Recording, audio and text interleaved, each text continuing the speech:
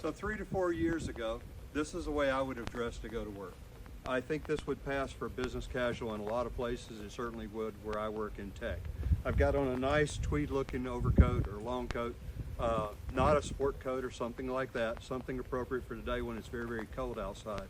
And I've just got on a pressed shirt, pattern shirt, and some nice slacks to go with it. I like these because they're flannel. Khakis, jeans would work, whatever your style is. You know, even I wear those at different times. I just like these and had them available. But this is the way I would have looked several years ago until I started learning to add some different things to bring color and layers to what I was doing. There's nothing wrong with this. You can go with it. But when you add those other pieces that I'm going to show you in a minute, it really kind of changes the look for the better, I think. And it's not a bunch of money, like 25 bucks. And you probably have the things in your closet today, just not thinking of wearing them with this. I'll show you in just a second. So here's step one of the ensemble. Past the shirt and the slacks and the coat that I showed you earlier, which is what most of you would wear, and there's nothing wrong with that. It looks good. But this is just the extra pieces I'm going to add to this, along with later a hat to go with that jacket that I showed you earlier. And this kind of pulls it all together. So it's a cheap tie. I bought off of a thrift store. I think I paid $3 for it. This is a golf pullover. You can call it a jumper in the UK. It's cotton. It wasn't very expensive. I think I paid $15 for it in a thrift store. So really none of this cost you a lot more to add to what you're already wearing. The shirts and stuff I buy at thrift stores, $6 for the shirt.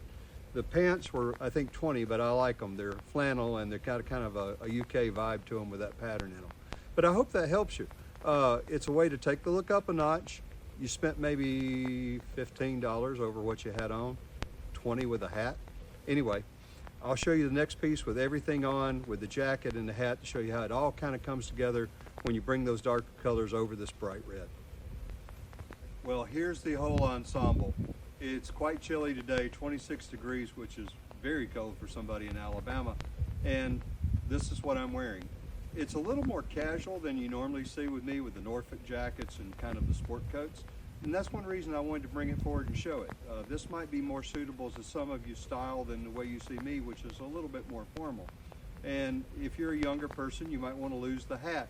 I know that you could probably get away with a flat cap or a newsboy like this, but you know, I see younger folks sometimes trying to wear fedoras and Homburgs, and it's hard not to look like you're playing dress up when you do that. There is a certain amount of dress that you can get away with because you're older. I know people, I think some lady referred to my pocket watch and my hat as an aging item. Well, the white beard is an aging item, ma'am. If that doesn't give it away, nothing will. Anyway, let me show you the rest of this. You've probably seen it in the other, but what I like about it is the underneath I've got the golf pullover in a bright red, and that looks striking, I think, against the dark blue-gray black of the jacket I've got on. And then I've got a tie and a shirt underneath to complement it. I know some guys don't like to wear ties. If you're having problems with ties and you feel like you're choking them, you're buying your shirts too tight and wearing your ties wrong. I know they say you should be able to get a finger or two. I can get 4 fingers between mine and my neck. You can get away with it looser than you can tight. So always go looser if you have to. It may not look as crisp as the tight ones do, but you're going to be much more comfortable. It's no worse than wearing a mock collared shirt that looks like a turtleneck. That's kind of it for this. I hope you like it. I didn't wear a scarf with it because with the stand collar on this, the stand collar the jacket has built into it, it just got too fussy, even for me, when I was putting on a scarf with it. So it'll be comfortable today. I hope you enjoyed it. Comment below, ask questions. Please follow and like the video. Bye-bye.